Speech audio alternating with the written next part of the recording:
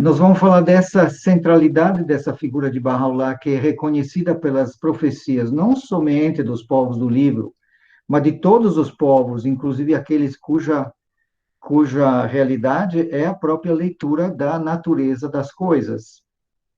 Uma relação íntima que permite a eles de comunicar efetivamente com plantas e animais de uma forma completa. Claro que a ciência ocidental não consegue delimitar efetivamente, captar esse tipo de informação, ou quantificar, ou até, de alguma forma, sim, fazer uma métrica dessa relação, mas realmente essa relação existe. Então, nós vamos olhar essa unicidade, essa visão unificadora que Bahá'u'lláh traz, que atinge não somente os povos do livro, mas os povos cujo livro é a Mãe Natureza, que tem todos profecias fantásticas. Nós vamos ver algumas indígenas, porque não vai dar para ver, obviamente, todas, algumas mais significativas. Então, nós vamos ver as profecias Bahá'ís sobre os índios, bem sumariamente. Vamos ver rapidamente a minha experiência profissional, pessoal, para ver de que forma um europeu pode, ou tem tentado, pelo menos, contribuir a sua parte a uma melhoria das condições dos índios das regiões na qual tenho frequentado, tenho atuado. A experiência pessoal Bahá'í em relação a essas populações indígenas com quem tenho tido a honra e a alegria de trabalhar. Vamos fazer um breve histórico dos índios americanos, assim, de onde vem esse povo, né? Como que eles surgiram. Vamos entender um pouco algumas crenças indígenas, obviamente muito superficiais, limitadas, mas ter alguma ideia disso. Vamos ver algumas profecias indígenas, como eu já disse. Vamos perceber algumas questões, principalmente ligadas aos índios Guarani, que nessa região de Dourados tem a maior população de índio Guarani do país, são 50 mil indígenas na região e 20 mil colados na cidade de Dourados. É uma única cidade no Brasil que tem, provavelmente até na América Latina, em termos de uma gestão diferenciada. Tem as práticas indígenas, de alguma forma, a comunidade indígena Bahá'ís, e preparando as comunidades Bahá'ís para a entrada dos indígenas na causa Bahá'í. Esse é um aspecto muito interessante, e infelizmente o Fábio Bugado, que é nosso amigo e que estava aqui a semana passada, até ofereceu uma oração indígena, ele não pôde vir porque a internet dele está muito ruim. E como a gente, né, não mora tão perto, estava difícil de arranjar para ele estar. Mas então, esse é mais ou menos o que eu entendo colocar. Então, nós vamos primeiro nessa questão das profecias Bahá'ís sobre os indígenas. Na própria, aqui tem um probleminha técnico, porque tinha um outro negócio aqui, mas sumiu, tudo bem, vamos fazer sem.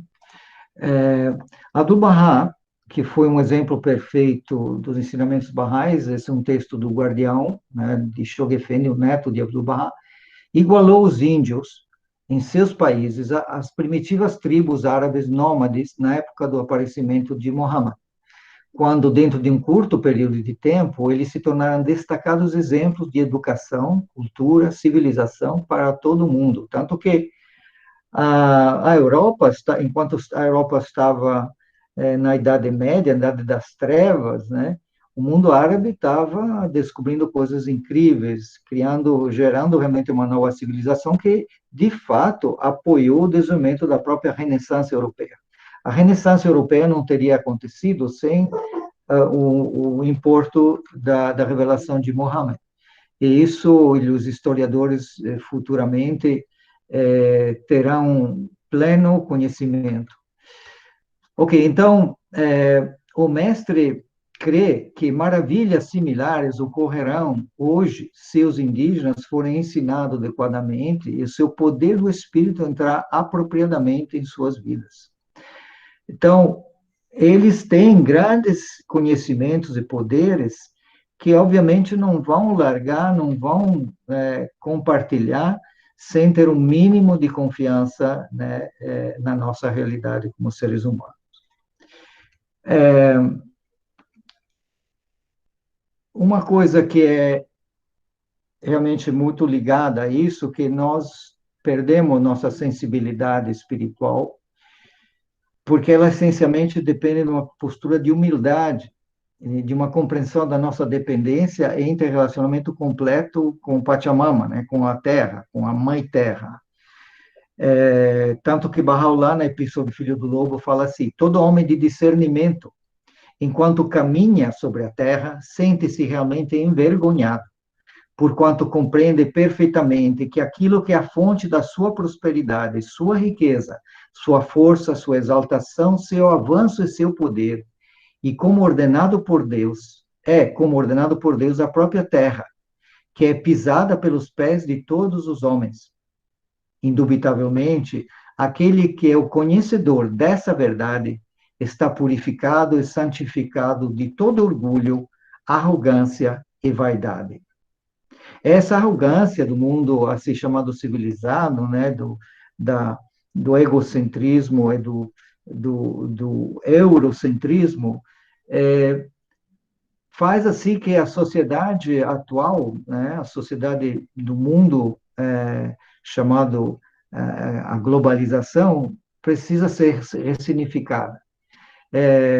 O Robert White, novamente, nesse mesmo livro, Fundamentos Espirituais para uma Sociedade Ecologicamente Sustentável, diz que nossas atuais instituições políticas, sociais e econômicas não têm o poder de interromper essa destruição. Tudo que está acontecendo, as atuais estruturas não têm como, pois se baseia implicitamente nos mesmos valores de distanciamento e conquista da natureza.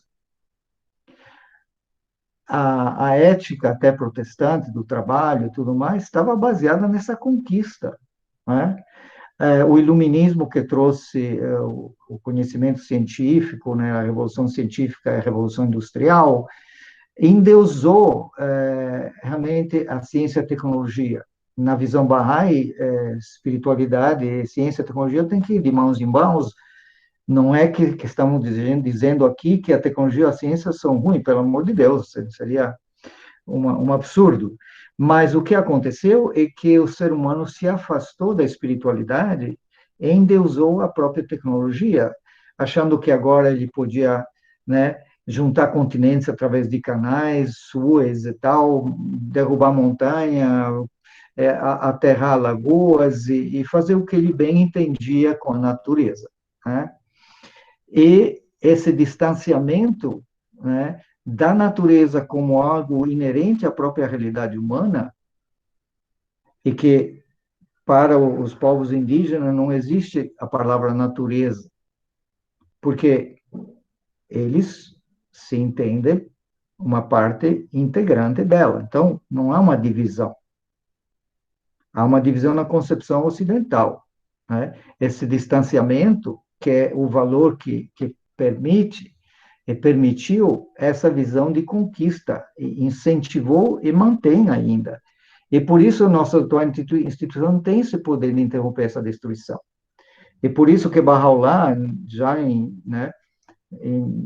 nos anos 1860, 70, já falava-se para os reis governantes, né, que essa ordem foi avaliada e encontrada lamentavelmente defeituosa. Brevemente ela passará, uma nova será estendida em seu lugar. Essas guerras ruinosas, essas lutas infrutíferas, hão de passar e a paz máxima há de chegar. Ou seja, é uma profecia, uma promessa, mas está dizendo que a atual ordem não tem condições de vingar, né? Como um tapete vai ser derrubada e outro tapete vai ser colocado ali. E nós estamos assistindo a essa desestruturação.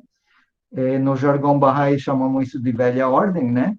Ela está roendo cada vez mais, Mas mesmo dentro dela, nós, como pessoas conscientes, podemos trabalhar para a cidadania, podemos trabalhar para o diálogo, podemos trabalhar para a união, para derrubar preconceito. Esse é o trabalho. Não vamos trabalhar com a espada, a metralhadora, a bomba atômica, vamos trabalhar com uma revelação.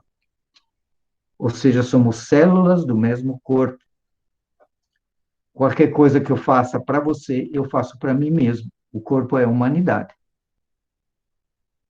Então, o princípio de cooperação, o princípio de solidariedade, o princípio ou a capacidade de empatizar com o outro é a maior capacidade do ser humano que lhe permite realmente desenvolver essa dupla realidade moral, essa dupla responsabilidade moral. Um, de melhorar a si mesmo a cada dia, e dois, de dar o seu apoio, né, à sociedade humana. E nesse caso, vou apresentar algumas questões. Bahá'u'lláh disse: bem-aventurado e feliz, feliz, é aquele que se levanta para promover os melhores interesses dos povos e raças da Terra. E acredito que a maioria das pessoas procuram isso. O problema é os meios, né? A maioria das pessoas ou usam política, ou usa tecnologia, mas o problema é muito mais fundo, é essa separação, esse distanciamento do ser humano da sua verdadeira base. E é uma arrogância de base que não lhe permite de ser suficientemente humilde para poder realmente trabalhar de uma forma sinérgica com a natureza. Que não se vangloria quem ama seu próprio país, mas sim quem ama o mundo inteiro. Agora há pouco, o nosso amigo Mirko falou que ele não esquece a Colômbia, e nem deve esquecer, eu também não esqueço a Itália, onde eu nasci, mãe, né? Mas o nosso amor ao mundo tem que ser maior que o amor a uma área restrita, onde os seres humanos decidiram colocar alguns limites, chamar de nação, né? Nós temos que sair. É por isso que a Terra é um só país, e os seres humanos são seus cidadãos. É por isso que somos células do mesmo corpo, e é por isso que esse sistema atual não tem condição de vingar. Já demonstrou. E todos os processos políticos, sociais, de governança que foram testados, da extrema esquerda, extrema direita, centro, etc., falharam miseravelmente e não tem nada mais a oferecer, porque é uma questão de caráter. Um grande pensador do século XVIII, XIX, aliás, Herbert Spencer, perguntou que tipo de conhecimento seria fundamental ao procedimento da humanidade, ao desenvolvimento das capacidades da humanidade. Que tipo de conhecimento seria essencial? E nós colocamos essa questão a semana passada, não sei se alguém lembra qual foi a conclusão que ele chegou. Alguém lembra? Ele disse que o que é fundamental para a sociedade humana é o desenvolvimento e o refinamento do caráter humano. Ele disse que caráter é superior a intelecto. Ele chegou a dizer isso: o caráter é superior ao intelecto. Uma pessoa que tem conhecimento limitado, mas tem um bom caráter, sempre vai ajudar, sempre vai se comprometer com o apoio ao outro. Enquanto uma pessoa que pode ser um gênio, né, e tem interesses particulares, provoca uma Segunda Guerra Mundial.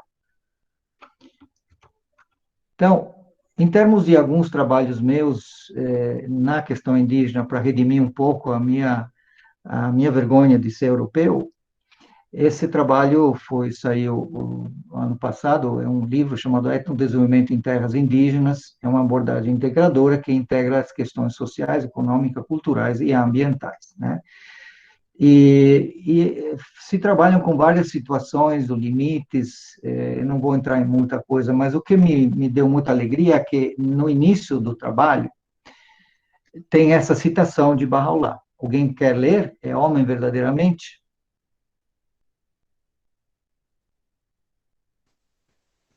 Dá para ler ou não? Dá para ler. Quer que eu leia? Por favor. É homem verdadeiramente quem hoje se dedica ao serviço da humanidade inteira. Que não se vanglorie quem ama a seu próprio país, mas sim quem ama o mundo inteiro. A Terra é apenas um país, e o gênero humano, seus cidadãos. Baha'u'lláh. Tudo aquilo que se faz destruindo a tradição acaba se incendiando.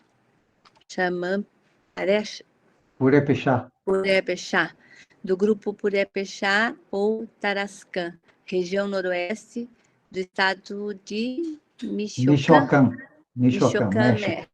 México. Nosso É muito querido. interessante essa citação, porque nós veremos depois algumas questões ligadas ao México e algumas tradições indígenas lá. Esse é um trabalho que nós fizemos com 76 famílias em 2008, e de plantio, basicamente de hortas caseiras, de cocuê, significa roça, né? De roça de 1 a 2 hectares para cada família. E aqui é um resultado, o que tinha, o que está em preto é roça com ótimo aproveitamento, que está em metade é aproveitamento médio, e que está vazia, né, é com pouco desenvolvimento. Isso devido a que as pessoas que receberam, a terra foi trabalhada, nós providenciamos dentro do projeto a ração, a adubação, as sementes, um kit de ferramentas, mas um terço se deu muito bem, como disse, um terço mais ou menos, e o terço não fez nada porque eles não estavam ali, né? Eles tiveram que sair para ganhar seu pão fora da aldeia. Aqui também uma intervenção ambiental, no sentido de uma proposta de projeto que estaria na faixa de 5 milhões de reais, metade para a questão de intervenções ambientais para permitir um mínimo de resiliência e de biodiversidade presente através de reforço de matas ciliares, de terraceamento para prevenir erosão, de recuperação de nascentes, de conectividade ecológica entre várias ilhas de mata, né, para poder fazer essa conectividade e para que o fluxo gênico-genético entre animais e plantas se reforçasse, e também uma barra, uma faixa de, digamos, de proteção da aldeia dos agrotóxicos vindo das plantações adjacentes. Então, aqui, essa faixa amarela aqui, que está no lado esquerdo, direito, aliás, essa faixa amarela, na verdade, ela seria uma faixa de 150 metros de mata nativa, né, de árvores nativas, mais de 40, 50 espécies, para mitigar um pouco o efeito desse agrotóxico nesses campos de grãos, né, que são principalmente soja e milho. Essas conexões que vocês veem assim, em rosa seriam conexões entre área de mata ou áreas como de várzea, de água, né, água aflorante, para permitir que haja troca genética e corredores ecológicos. E essas verdes aqui é reforço de matas ciliares. Então, essa é a aldeia, esse é um rio, e essa condição aí. Essa, naquele trabalho, esse era o kit de ferramenta que foi dado. Esse é um trabalho de planejamento. Essa é uma senhora indígena do Mato Grosso, esse é um índio do Mato Grosso do Sul, alguns colegas da faculdade, e a gente estava desenvolvendo um plano de ação para lidar com a biodiversidade nas áreas indígenas. Esse é um trabalho com 60 professores de uma aldeia, para definir alguns processos de um plano de ação escolar para aquela comunidade. Aqui já é um plano de ação com outra comunidade, onde o resultado final, que foi algo que surgiu dos próprios indígenas, é que eles tinham uma oportunidade de se apropriar da ferramenta do branco no desenvolvimento do modo de vida Kaiowá.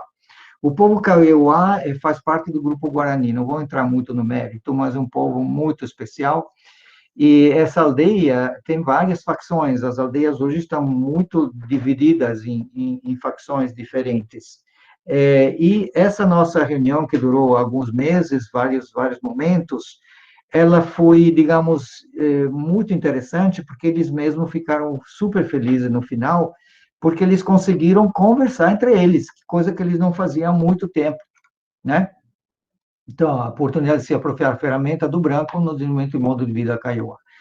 Esse é Atanan, que é uma liderança indígena, tem mais de 90 anos, ele é um rezador e ele tem grandes conhecimentos, a gente fez algumas entrevistas com ele, esse é um amigo meu, junto comigo. Essa é a parte da família da Atanan. Essa aqui chama um chiru, que é um instrumento, é como se fosse uma cruz, mas na verdade não tem a ver necessariamente com a cruz cristã, mas é uma madeira especial que tem poderes especiais. Algumas madeiras estão com 800, não, 200, 300 anos em algumas aldeias. Eles são considerados objetos extremamente poderosos. Esse Rosalino Icatu, uma terra indígena, essa pessoa é um botânico fantástico, fitoterápico, ele conhece palmo a palmo as questões ali, a gente estava levantando uma série de problemáticas para ver que tipo de trabalho a gente poderia fazer. E a gente estava promovendo também corredores ecológicos, ou seja, forma de ligar essas comunidades indígenas, essas são áreas indígenas, essa linha preta define a área de vida de vários grupos étnicos diferentes, e a ideia era de ligá-las com corredores ecológicos. Eu fiz uma caminhada de 24 quilômetros com esse senhor aqui, o Miguel, que é o rezador dessa área chamada Cocuí, para identificar novas áreas indígenas, que fazia parte de uma comissão de demarcação de áreas indígenas contratada pela FUNAI antes que entrasse na Universidade Federal. Depois de entrar na Universidade Federal, continuei nessa função, sem receber, mas o processo foi estancado. Aqui são processos erosivos, são coisas. É interessante essa questão do que esse duplo propósito na nossa vida, né? Adquirir virtudes e alcançar a perfeição. Esse que Abdu'l-Bahá fala, né? Felicidade, a grandeza, a posição e o status, a satisfação e a paz de um indivíduo nunca consistiram em sua riqueza pessoal, mas, pelo contrário, em seu caráter excelente, sua elevada determinação, a extensão de sua erudição e sua habilidade para solucionar problemas difíceis. A Angélica está entrando. E agora eu quero voltar à questão muito relevante da relação entre ensinamentos barrais e profecias indígenas. A mensagem de Bahá'u'lláh é exaltada a posição dos índios das Américas. Não sei se vocês estão conseguindo ver, essas são pinturas rupestres no Nordeste, onde foi um ano e pouco atrás, revisitando 3 áreas indígenas que mudaram minha vida, porque fiquei lá quase 5 anos como instrutor a tempo integral. E essa aqui no meio, não sei se vocês conseguem ver o que é. Alguém está olhando o que é? O que vocês veem? Dá para ver, sim. É como uma estrela, uma coisa estrela. assim. Essa estrela tem quantas pontas? 9. 1, 2, 3, 4, 5, 6, 7, 8, 9. Pasme, né? Então, eu encontrei essa estrela em outro lugar, há 40 anos atrás, em Pernambuco também. E essa estrela faz parte de profecias. Essa é uma modernização de um cocar indígena. E a explicação do cocar é a explicação do convênio dentro da visão Bahá'í. O que é esse convênio? Essa ligação entre a realidade superior, que através do Espírito Santo traz a perfeição do número 9 dentro da nossa realidade. E esses 2 braços que são as instituições que governam a nossa realidade. Para aqueles de vocês que não são barrais, acho que é interessante saber que não temos clero, né? E o fato de que não temos clero não significa que não temos uma estrutura de trabalho. Só que nessa estrutura ninguém manda em ninguém e ninguém tem poder individual. O poder individual não existe na comunidade Bahá'í. O que existe é o poder nas instituições. O indivíduo, digamos, tem o poder de agir, sim, mas ele não tem poder de decisão, nem tem o poder de mandar em outras pessoas. Não há essa... Então, a condição de poder, que é desde os tempos, né, dos gregos, das grandes questões de Aristóteles, Platão, a República, tudo mais, foi resolvido de uma forma fantástica, fazendo assim que apenas instituições eleitas em todos os níveis, desde o local até o internacional, possa ter realmente um apoio das suas comunidades e também organizar o trabalho dentro das suas respectivas regiões. Então, isso é representado por essas penas que saem nas laterais, né, que vêm desse centro, que é realmente o plano divino.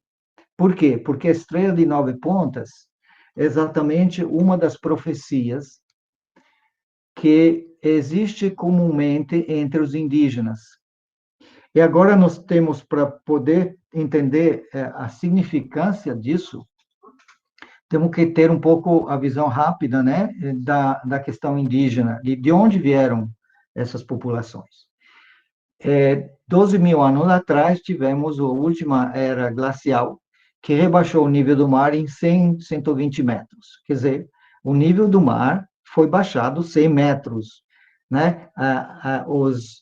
As calotas glaciais, né, norte e sul, chuparam essa água, chuparam e emprestaram do mar 100 metros em todo, né, na toda a superfície do mar, que são 73% de toda a superfície do planeta. Então, rebaixando 100 metros, o Estreito de Bering se tornou uma passagem, que é da Alasca até a Mongólia, praticamente, o norte da atual Rússia-Mongólia. E essas populações mongoloides, então, tiveram condição de passar. Só que, quando chegaram do lado das Américas, do lado da América do Norte, no caso, Alasca e aquelas áreas nórdicas, eles não puderam descer. Ficaram presos entre 4 e 5 mil anos, num ambiente totalmente inóspita, um ambiente de só gelo. Eu vou parar um pouco essa apresentação para retornar ela mais para frente, só para poder enxergar um pouco vocês, porque não estou vendo ninguém. Então, essa história é fascinante, porque eles ficaram 4 a 5 mil anos presos nessa condição glacial, vivendo como os esquimós. Então, eles tiveram que se adaptar, como os esquimós, a comer carne, e só carne, não tinha uma grama, né? Um fio de coisa vegetal.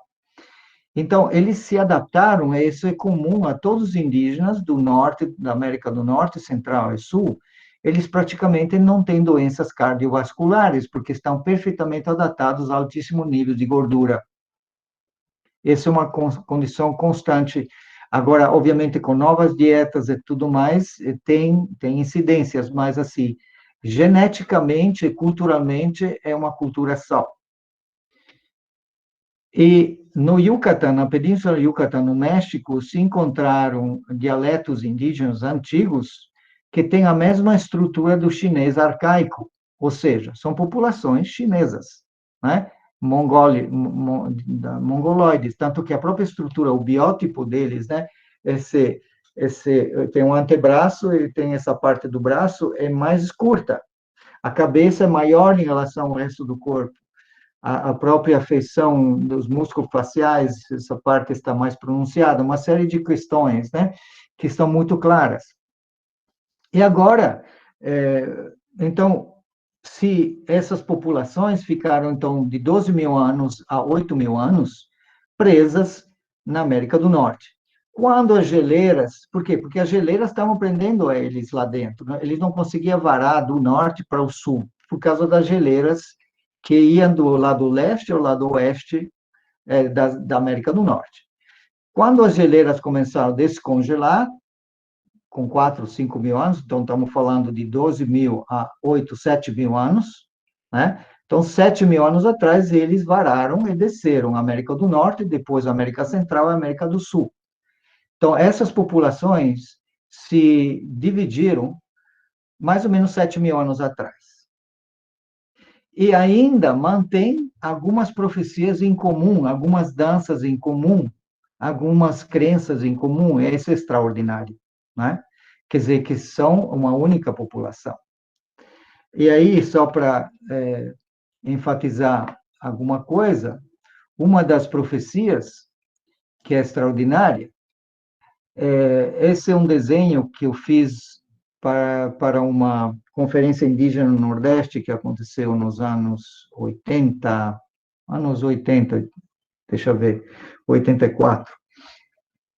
Logo depois da conferência em Manaus, com a Matu Barrari e Canuma, ela também veio no Nordeste, essa foi em Pernambuco, em Águas Belas, onde tem essa comunidade Funiô, que é a única comunidade indígena que mantém a sua tradição oral e a sua tradição efetivamente espiritual.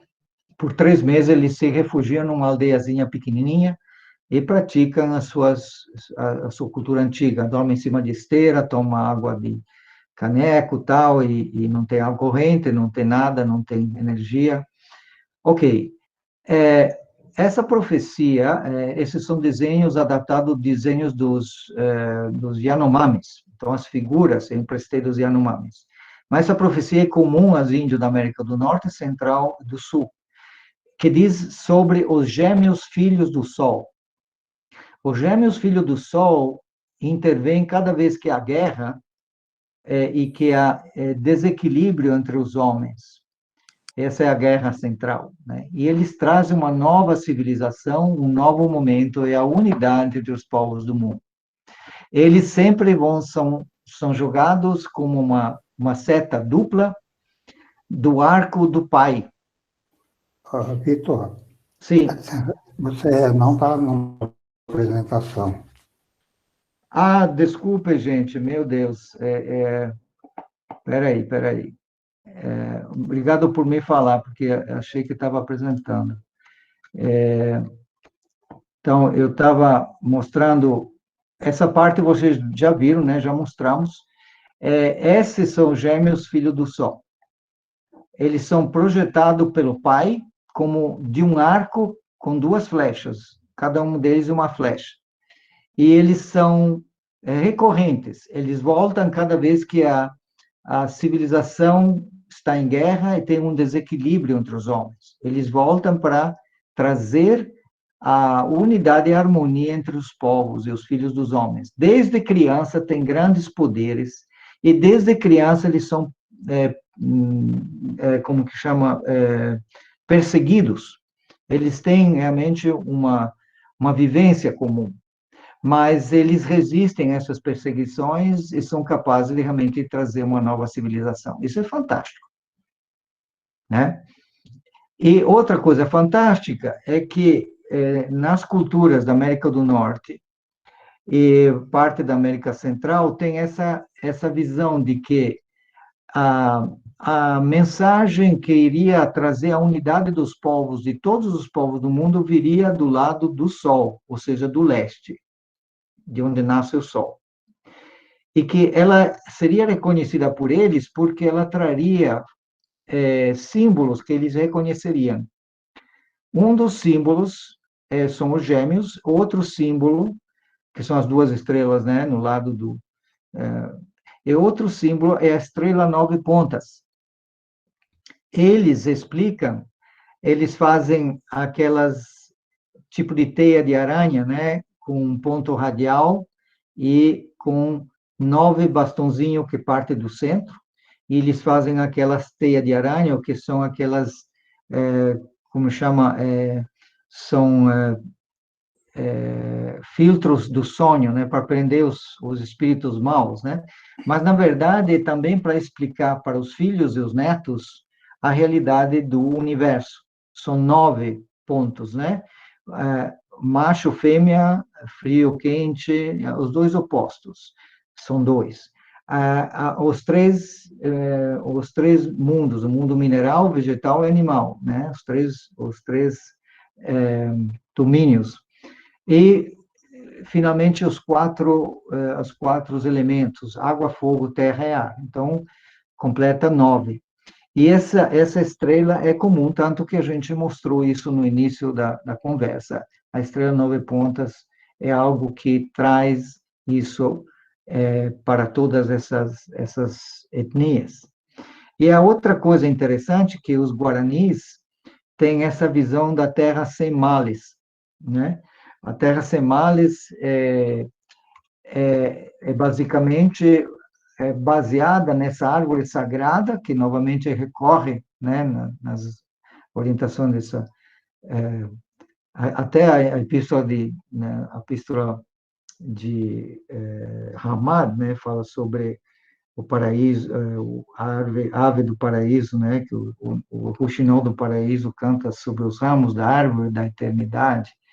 Então, essa árvore sagrada, ela vem, né, dessa realidade do sol que manda esses gêmeos, ela traz a água da vida, por isso que a água, né, é que traz vida para todos os seres vivos, e o ser humano, né, é um ser que está, de fato, como guardião de toda a natureza. Então, as populações indígenas, inclusive os próprios aborígenes, não vê o ser humano como a centralidade, mas ele vê como uma emissão de uma vontade superior, pela qual o ser humano teria função de guardiania. E Abdu'l-Bahá, nos seus escritos, fala e compara, né? Diz que sempre, mesmo com essa visão clara, né, de que nós evoluímos fisicamente, geneticamente, a partir do mar, então tivemos transformações extremamente substanciais do ponto de vista genético e digamos, estrutural, né, os ossos e tudo, até chegar à nossa condição atual, mas que nós sempre fomos, como células do cérebro, são as células que no feto inicia o processo de desenvolvimento do próprio feto, as células cerebrais, né, organizam todo o desenvolvimento fetal. Da mesma forma, nós somos como células do cérebro no corpo da biosfera. Temos essa função de guardiania, não de donos. Por isso aqui tem uma representação de um ser humano, né, que está interligado com todas as formas da natureza. E Quetzalcoatl é o deus serpente. O que é o deus serpente dos maias? O deus serpente, ele representa, na verdade, porque ele tem penas, né? Essas penas são de origem, obviamente, superior, divina, transcendente. O serpente representa, de fato, a vida espiritual para aquelas populações que vem através de um manifestante divino, que é justamente o rio. O rio simboliza esse manifestante divino, porque no México, com um clima árido, etc., os rios na área desértica aparecem só uma vez por ano. E eles são serpenteiam, mas logo que eles aparecem e desaparecem, logo em seguida é uma explosão de vida no deserto. Plantas, animais, flores, uma coisa fantástica, né? E essa demonstração, né? Então, Quetzalcoatl seria essa serpente que traz a vida, mas que não é desse mundo, por isso que ele tem as plumas, que é a visão de um manifestar realmente um mensageiro divino que traz essa nova vida. Por exemplo, o povo Guarani, que foi um dos mais que imagina, esse povo veio, né, de Bering, veio do outro lado, veio da Mongólia, e eles acabaram aqui, os guaranis estão aqui, pertinho da gente, né, inclusive Dorá está em cima deles. Então, que eles tiveram que descer todas as Américas para ver, então são o povo mais, digamos, encherido, mais aventureiro, mais viajante, porque eles, na sua cultura, na sua visão, eles estão procurando Iuimaraí, que é a terra sem males. Eles acreditam que nós vamos chegar numa terra, aqui na terra, né? A paz maior, basicamente. Eles acreditam nisso. E eles estão procurando isso. Só que, obviamente, eles não sabem, né? Não conhecem realmente que essa possibilidade existe a partir realmente da transformação que o poder de compreensão que a revelação de Bahá'u'lláh traz, tanto para o indivíduo como para o coletivo, como para as instituições, é realmente algo real que nós estamos vivenciando. Gostaria realmente de ouvir um pouco vocês.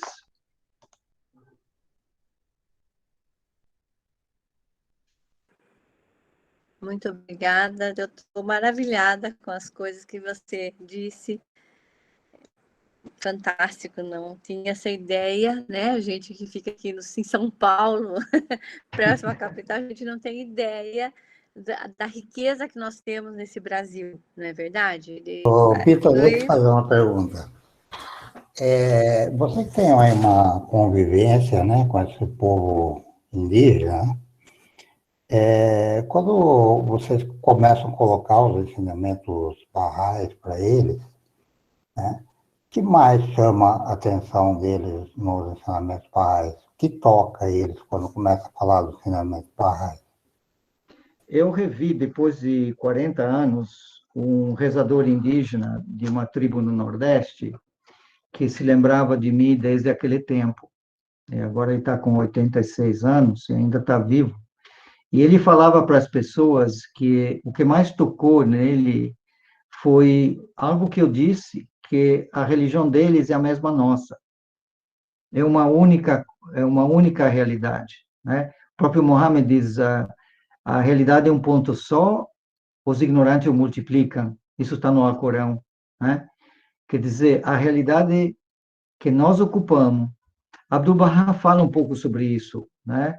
Ele diz que tudo é sujeito, tudo que existe, assim, fisicamente, que nós enxergamos, o mundo material, que seja reino mineral, vegetal, animal ou humano, que nós compartilhamos, logicamente, com os seres vivos, a fisiologia, tudo que existe, então, e que é visível, ele é composto, mineral, vegetal, animal. E tudo que é composto faz o quê?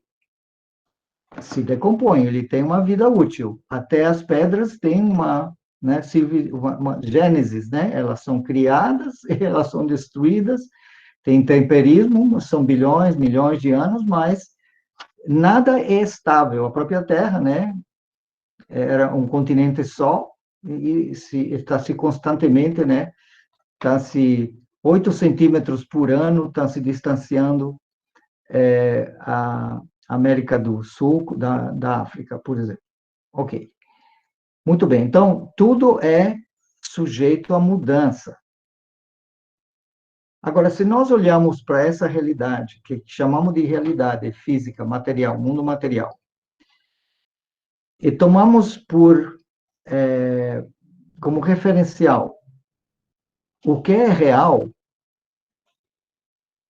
se nós considerarmos que todas as coisas materiais são sujeitas à mudança, o que fica? Se tirarmos a realidade física, nós estamos Espírito, num limbo. espiritual, né? Só fica o quê? A compreensão ou a consciência de ser, que é a alma racional, né? E a capacidade mística de percepção, que é o coração, que é essa pureza por isso o Bahá'u'lláh fala, né? Primeiro conselho, coração, não é a mente. O primeiro conselho não é a mente, mas sem Abdu'l-Bahá compara, né, o ser humano a uma lâmpada, uma lamparina, um candeeiro, né, onde você tem estopim, você tem o reservatório da querosene, você tem estopim e tem o vidro, né?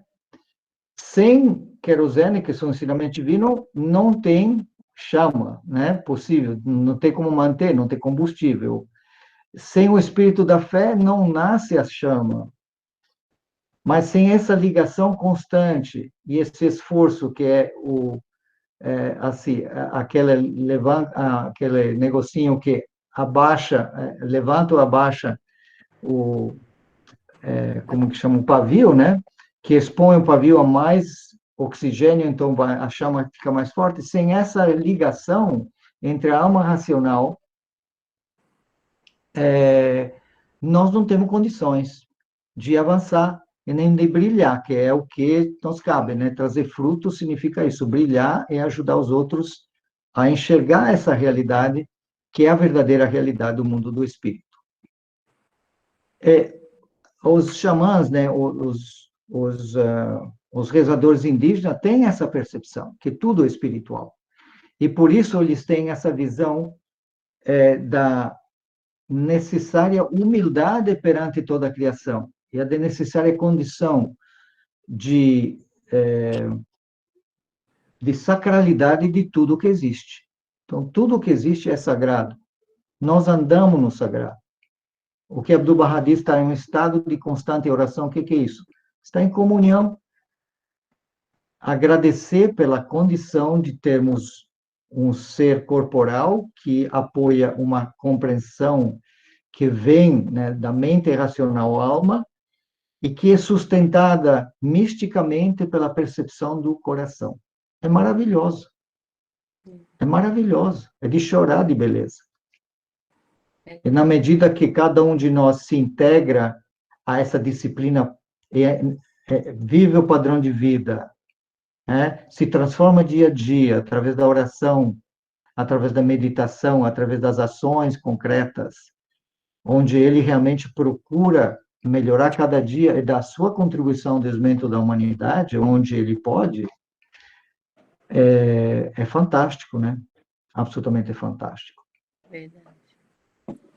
Não tem condições mais belas.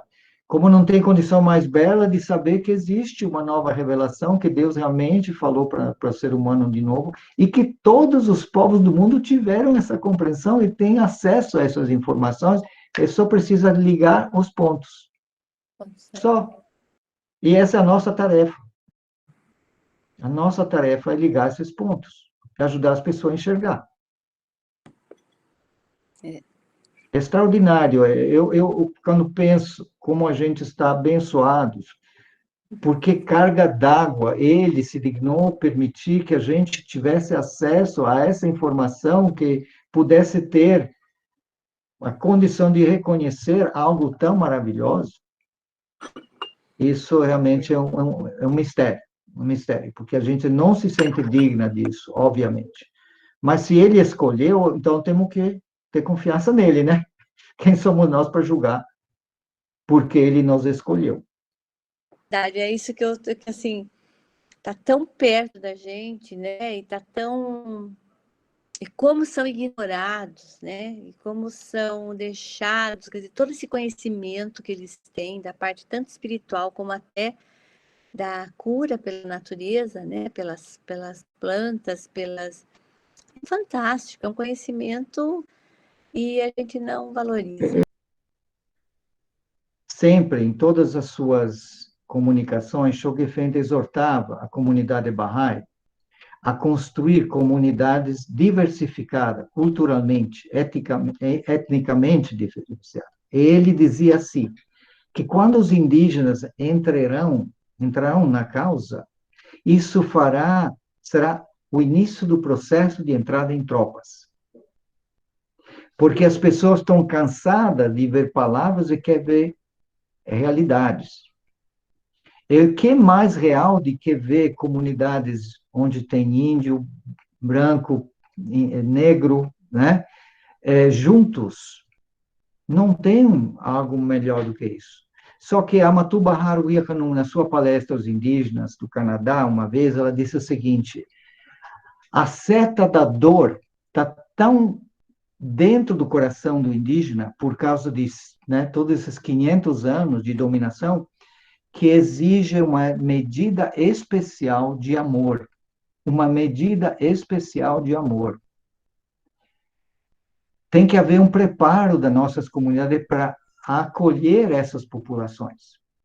Tem que haver consulta nas assembleias, nas próprias agências, com membros conselheiros, etc., para ver a melhor forma desse acolhimento. Porque nós somos muito tapados na nossa forma de ver o outro, e principalmente o indígena, achando que essas construções todas, né, desses deuses que eles têm e tudo mais, e que você vai virar animal, isso são construções, digamos, intelectuais que eles criaram para dentro dos mitos e tudo mais, mas na verdade eles entendem que existe um único ser criador e que ele deseja o bem de todos. E que a vida é essencialmente uma realidade espiritual, que é isso que eles têm que cuidar, e que é isso que eles têm que repassar para seus jovens, né, para as futuras gerações. E eles estão perdendo essa condição porque as matas estão sendo dizimadas, aqui está horrível, por isso que a gente está concentrando nessa questão de recuperar o mínimo de biodiversidade animal e vegetal, para que eles tenham alguns referenciais, porque você passa, lá na Amazônia, por exemplo, falta borboleta, eles não sabem o que plantar, como plantar, a relação, os seus referenciais são perdidos, e que aqui mais ainda. Então, eu fiquei 7 anos no Nordeste, andando naquelas áreas, fiquei 9 anos na Amazônia, andei por muitas aldeias, e aqui também, mas aqui é a pior condição possível. Nessa nossa região, temos menos de 5% da mata original, que era mata densa, Mata Atlântica densa, com grande biodiversidade. Eu tenho andado nessas aldeias, não tem mais nada, quase nada. Né? Então, a questão do acolhimento dessas populações está muito baseada em nosso preconceito, inclusive como barrais, porque não temos esses conhecimentos, né? Não temos essa vivência. E essa falta de conhecimento, essa falta de ligação entre os povos do livro que nós representamos e os povos cujo livro é a Mãe Natureza, ela é fundamental de ser superada. Nós precisamos superar, de um jeito ou do outro. Eu não pretendo ter grandes conhecimentos, apenas estou dizendo na base de certas experiências, né, que nesses anos de envolvimento a gente fatalmente tinha que, né, que abrir. Bom, primeiro queria parabenizar, Vitor, por nos familiarizar com esse tema tão importante, tão lindo, né? Eu queria perguntar para você, dessa sua experiência de convivência com os indígenas, né? Porque a gente tem que aprender muito com eles, né? O que você destacaria da sua vivência com eles, que que seria assim, primordial a gente estar aprendendo com eles?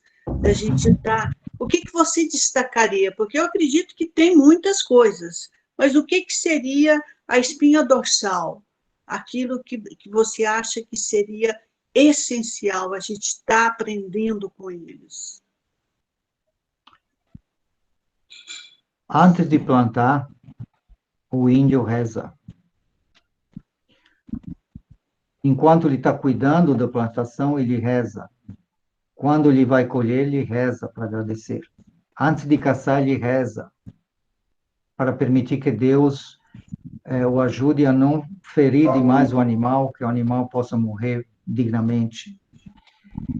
É a sacralidade da vida. Isso que nós temos que entender. Tudo é sagrado. A experiência do ser humano é uma experiência espiritual, do sagrado. E nesse sagrado, a busca é realmente a evanescência. Se juntar com o todo para perder a individualidade. A característica mais interessante do indígena mais puro, porque obviamente tem, né, uma série de distorções hoje, tem políticos, tem diversos tipos de seita, tem todo tipo de distorções, né? Mas a característica essencial da pureza indígena é efetivamente o coletivo. Aquela gota que se perde no oceano, né? Ela não perde sua individualidade em termos de percepção, mas ela perde a sua vontade de ser poderosa, de se mandar nos outros. E isso significa que ela tem que fluir com o sagrado. Isso está muito claro nos 7 vales, quando Baha'u'lláh fala das 3 etapas do místico. A primeira etapa é a purificação, distinguir entre as coisas que são realmente permanentes e importantes e as coisas que são passageiras. Tudo que está ligado ao tempo, tudo que decompõe é passageiro, beleza, força física, posição, status, o que tiver, riqueza, até conhecimento, né? Que muita gente fica no conhecimento e se acha o dono da cocada preta, né? Então, a primeira questão é a espiritualização, a primeira questão é a purificação. Na medida que a alma se purifica, ela vem na segunda etapa, que é a inspiração, porque ela começa a receber uma vez que ela se coloca à disposição de Deus, ela recebe inspirações e direcionamentos. E isso não é fácil de adquirir, porque necessita de pureza, porque necessita de sintonia. Mas na medida que ela se purifica e ela recebe mais informações, as graças, né, as confirmações, ela também recebe as dificuldades para testar a sua fé.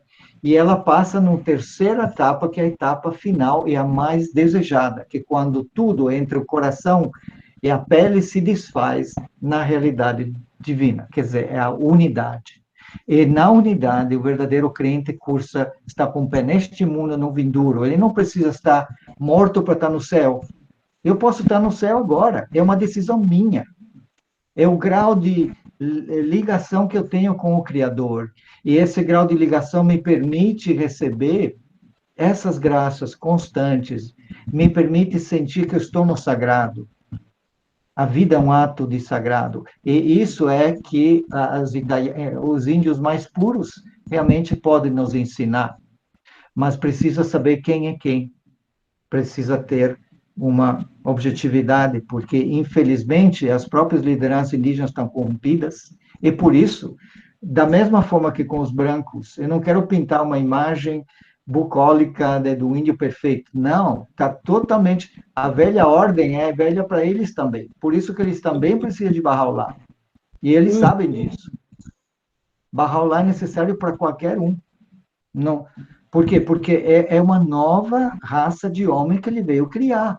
Isso envolve também os indígenas, mesmo tendo esses conhecimentos, eles não estão conseguindo colocar mais esses conhecimentos na prática do dia a dia. Tanto é por isso que estão deperindo também, né? E por isso que é muito interessante o que acontece em algumas comunidades barrais indígenas, principalmente no México. Alguns grupos foram, alguns barrais foram com o Conselho Pejman em algumas reuniões, onde as assembleias espirituais locais estão criando condições totalmente diferenciadas.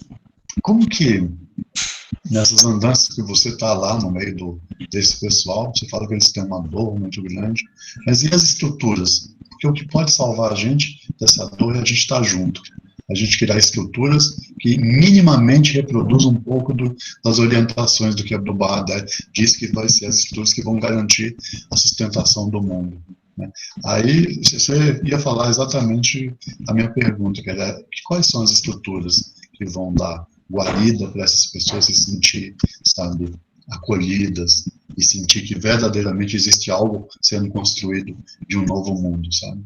Que é a coisa da instituição. Olha, é uma pergunta maravilhosa, porque, e aí, não sei quanto tempo temos, mas eu estou à disposição, mas tem vários aspectos aí que precisam ser, são vários componentes. Eu vou contar duas coisas, duas histórias rápidas. Quando eu estava nos Estados Unidos, como Bahá'í, nos primeiros 2 anos da minha vida Bahá'í, eu tive a oportunidade de falar com vários Bahá'ís indígenas, dos Estados Unidos. E uma das coisas que uma das lideranças me disse, Vitor, antigamente, as nossas tribos, os nossos grupos numa região, quando tinha algum problema, nós reuníamos. E durante 3 dias, a gente tinha um processo de purificação. A gente ficava junto, entrava numa sauna, numa sweat lodge, ele chama sweat lodge, uma sauna mesmo, ficava lá, depois ia fora, no frio, voltava. Eram 3 dias de purificar o corpo primeiro, e depois desse processo começavam a rezar, e depois de rezar, aí se sentavam num círculo e cada um falava a sua forma de ver aquele problema. E eles chegavam a uma conclusão e tomavam uma decisão unânime. Pensa, né? Que é isso? Ele disse, Vitor, agora não conseguimos nem reunir mais.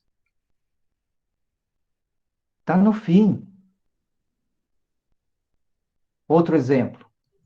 Na Conferência Indígena do Nordeste, a segunda Conferência Indígena Bahá'í no Nordeste, que eu tive a oportunidade, o prazer, a honra de estar envolvido, em 84, que veio a Matubahá, que ela foi recebida na aldeia, ela ficou lá, nós construímos uma palhoça, assim, baseado no sistema indígena de quatro passos, né, de 19 metros de diâmetro, né? E tinha 3 mil indígenas que vieram de todo lugar e de lá. Foi uma coisa extraordinária. Teve pessoal, amigos barrais que faziam é, aquela jogada, várias danças tradicionais negros e tal. Uma coisa extraordinária, uma junção de cultura fantástica. Foi uma coisa assim, nunca vi, nunca antes e nunca depois, né? Nessa conferência, um conselheiro, estou tentando me lembrar o nome dele, depois vai voltar, mas ele falou uma história que disse, numa comunidade indígena, ele parece que era Peru, num lugar perdido no meio do mato, eles estavam realmente bem longe da civilização e toda criança com barriga, assim, já morrendo, mortalidade infantil altíssima, condições terríveis, fome mesmo. Desses indígenas tiveram encontro com alguns barrais e convidaram os barrais para participar, assim, para falar do que significava barrai. E aí eles foram lá e começaram a conversar e o pessoal acharam que era isso que precisava. E todo mundo entrou na fé, a inteira aldeia. A primeira decisão era que de formar uma Assembleia Espiritual Local. Formaram uma Assembleia Espiritual Local, 9 pessoas, homens e mulheres. A primeira decisão da Assembleia foi de que todas as pessoas hábeis, homens, mulheres, até crianças e jovens, que tinham condição de trabalhassem nos campos para produzir alimentos. Dentro de 3 meses, eles tinham alimentos. Dentro de 6 meses, ele tinha esse alimento de sobra. Então, eles vendiam para um atravessador. Comprava por um e vendia por 10. Aí, com o apoio de uma Assembleia Espiritual Local perto, eles negociaram a compra de um caminhão de segunda mão e eles mesmos faziam. E começaram a estruturar, eles tinham uma tesouraria da Assembleia, as decisões eram tomadas no coletivo, tinha festa no 9 dias, tudo era decidido coletivamente, e eles se levantaram como nunca antes. Esses exemplos estão muito ricos no México agora, por exemplo. E qual é a questão, qual é a aprendizagem que a gente leva disso? Confiança nas instituições. Eles tinham perdido a confiança nas suas lideranças. O que Baha'u'lláh está trazendo, o que Shoghi Effendi diz, qual é a ordem mundial de Baha'u'lláh? Ela é essencialmente de caráter local, mas ela tem uma ligação global.